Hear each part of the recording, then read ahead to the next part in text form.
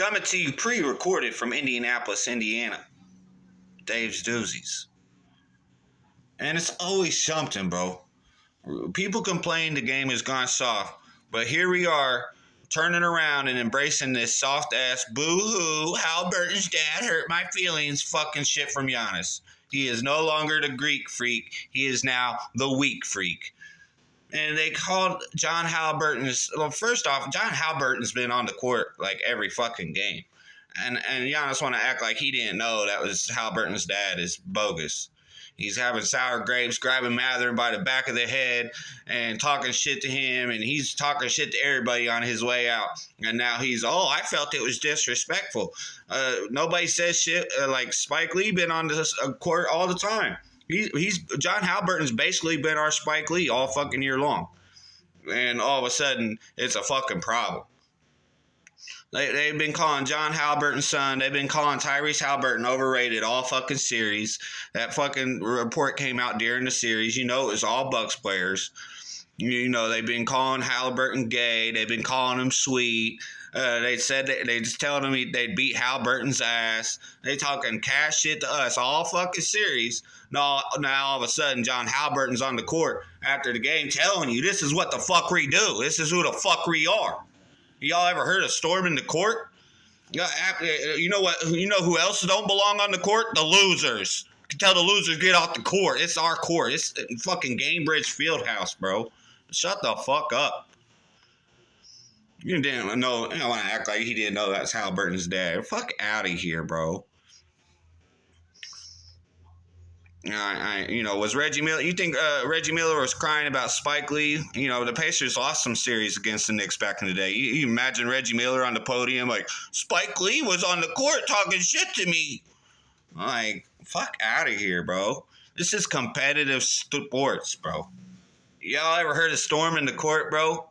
Yeah, they don't let them storm the court like that no more, huh? Player safety and whatnot. And motherfuckers out here acting like if Giannis had some good self-control, if that was me, that was Giannis getting in his face. If anything, I'm proud of John Haliburton. They've been trying to get in our face. Them Bucks players have been trying to get in our face. Bobby Portis, they've been trying to punk us, get in our face, and try to intimidate us all fucking series. And John Haliburton, as the series ended, said the same thing we did. We ain't backing down. We ain't backing down from y'all. We ain't scared of y'all. If Giannis got in his face, the fuck? This is losers. Get out the court. Next. Anyways, let me digress. Let's shift. Let's transition to the next thing. I didn't do a Game 4 reaction or whatever when we got an F. And that was Friday, so I was at my son's karate graduation thing. I've been trying to be respectful throughout the series. And when I got home, we was up by 10 at halftime. So, I think the Pacers did the same thing I did. We started getting... we got our ass kicked in the second half of Game 4. But Game 5, and then Haliburton's a class act. And, Haliburton was just staying face for the public, for PR. And he wasn't going to go out there and be like, yeah, what y'all talking shit about my dad for it? He's a class act, showed class act for the Damian Lillard injury. Anyway, the Bucks had a good Game 5.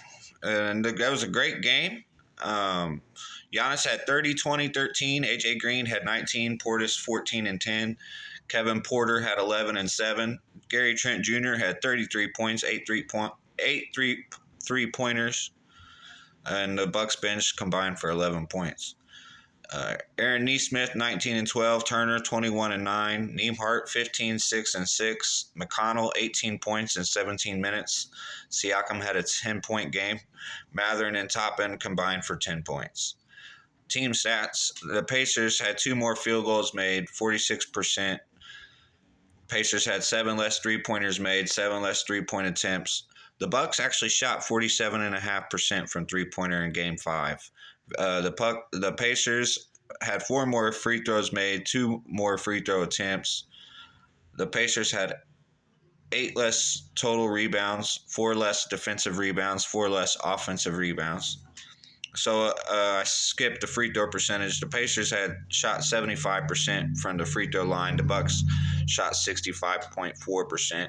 I think that's something you can look at as a series whole, not just the game. But the Pacers shot better from the free throw line all series long, and something like that mattered in Game 5, where AJ Green had missed a second free throw. If he didn't, then it would have been a tie game on a layup. They would have had to shoot a 3 for the win.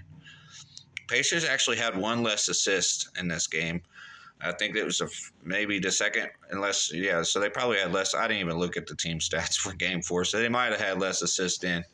But I was surprised 1 less assist. Well, not a lot, but assist is something we normally dominate in.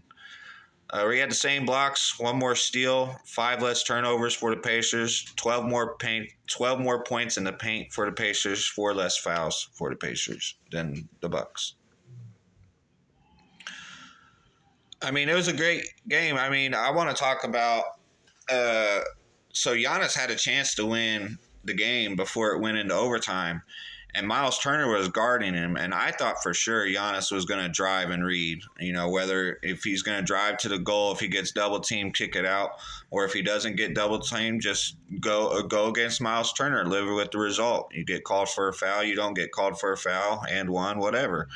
But Miles Turner, defensive anchor, where he forced Giannis in that goofy. He did like some spin fadeaway jumper or something. Like he thought he was Big Dirk. Like Miles Turner made him take that goofy ass shot that saved us. And I think that was the first time the Bucks had a chance to win the game. And then it goes into overtime. The Pacers are down by 7 with 40 seconds left. Neimark hits a 3. Haliburton gets some layups and one of those layups, and then a regular layup. He crossed Giannis, took it to the hole for the game winner. I mean, that was just a thing of beauty. I was very excited, very happy for what we did, because before Haliburton started scoring with 1 minute left in the fourth quarter is when he finally started shooting shots. And I think at that timeout with 1 minute left, I forget how many he was down. And Rick looked, I got to believe it, because before that timeout, I'm like, Haliburton, man, what the fuck, bro? Like, take some shots, bro. And Haliburton took over that game, period. And he had some help, but he was the catalyst, as he's always been the catalyst. But we saw an aggressive side of Haliburton where it's like, oh, he missed some shots before that, but he was taking the shots. He was taking threes. But, Neimark that hit that 3 to get us going with less than 40 seconds left when he hit that 3 to cut it down to 4. But Haliburton hit some big shots in the fourth quarter to get it into overtime, too. So Haliburton hit the game winner. That's all that matters. I mean, you're going to miss shots, but he was taking them. And it was like before that 1 minute to go in the fourth, before that, it's like he hadn't been shooting enough. And I think Rick told him, bro, like, if we lose this game, it's because of you, bro. Like, seriously, you need to take over the game. Stop passing the ball.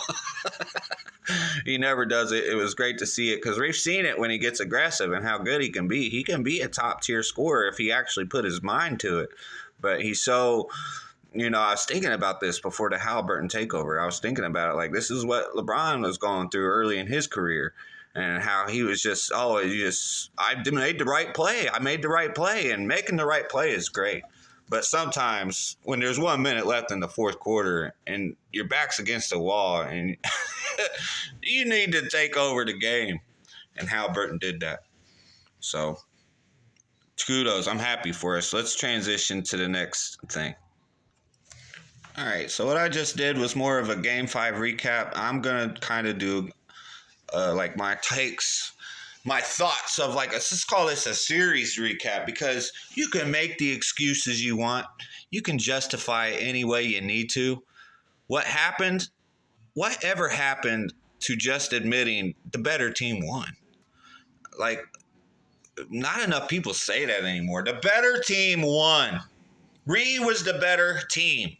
If Dame wasn't hurt, or whoever's hurt, or they ain't got the bench, or they ain't got this, or they don't do that, or whatever happened to we make too many excuses for the losers. Not whatever happened to just saying the better team won. Pacers played better defense. We had a better bench. We made our free throws. We came up in the clutch. We have elite team chemistry. We saw that with 7 minutes or seven. We saw that with 40 seconds remaining. We're down by 7.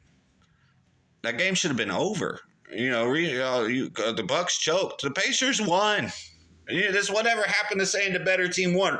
You could say the Bucks choked. That's fair. But at the same time, why did they choke? Because the Pacers have better team chemistry. They have a better team. They knew what to do. They didn't take their eye. They didn't quit. The Bucks thought they won when Giannis got that layup to go up 7. They thought they won. They stopped playing. Oh, Butterfingers, Gary Trent Jr. And you know what? I really like Gary Trent Jr. My dad and I have been admiring Gary Trent Jr.'s game since he was with the Trailblazers. So I'm really happy that and I was proud of him. He didn't just have one good game. He had 2 good games. But he's Butterfingers. He dropped it. He turned it over. Because you guys stopped playing. The Pacers don't ever stop. Goonies never say die. There's no quit in this Pacers team. Please stop sleeping on us. We're the better team. So with or without Dame, we made our free throws, came up in the clutch. We were the better team even if they had Dame, bro. Because of our team chemistry, because of our bench, because we was playing better defense than they were all series. Miles Turner was consistent in this series. Where we was looking for consistency out of Miles Turner, and we got it in this playoff series. He was a leader and he was consistent, and I'm just very proud of Miles Turner. If he can keep this up, watch out. You've heard of Playoff Jimmy, but reintroduce you to Andrew Nembhard, Playoff Andy, okay? Andrew Nembhard's a playoff performer. Aaron Nesmith, business as usual. Old country strong. And I'm going to get a little distracted here. Side note, random thought. What was up with the Pacers, Miles Turner and Tyrese Haliburton wearing the black sunglasses like they was from the Matrix in the press game interviews? Or did they just get done smoking a bunch of weed or something? Why the fuck were they what's up with them sunglasses? They look like they was wearing the same sunglasses. Sorry. But I thought of that because Miles was talking about Aaron Nesmith. Like, you call it country strong, whatever you want to call it. Business as usual. Aaron Nesmith reminds me of Kawhi Leonard before he got in his prime. Kawhi Leonard wasn't always this 30 points per game savage or whatever. He wasn't always this injury-prone superstar or whatever. Before Kawhi Leonard blossomed and before he actually started being in his peak of his career, he was a defender first, right? There's a season where Kawhi Leonard was averaging less than 20 points per game. And that's the version of Kawhi Leonard that Aaron Nesmith reminds me of. And I'm not saying Aaron Nesmith is going to ever be better than what he is or he can be as good as Kawhi Leonard.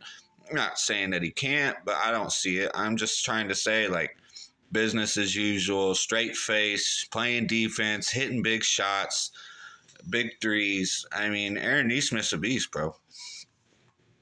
Pascal Siakam, reliable. He's a former champion. He didn't have a great Game 5, but he was great all series. When we was getting our asses kicked, Pascal Siakam, man, he was acting like he was going to put the team on his back, but he couldn't do it by himself, Haliburton, Mr. Overrated. Oh, Mr. Overrated Tyrese Haliburton's so overrated. He can't even beat the Bucks. Oh, wait.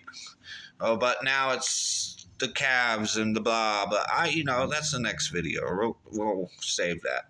TJ McConnell is JJ Barrera reincarnated. They're going to drug test TJ McConnell, bro. Benedict Mathurin. So one of the things I was wrong about is I thought Pacers in 6, maybe 7. Pacers in 5 is what it ended up being.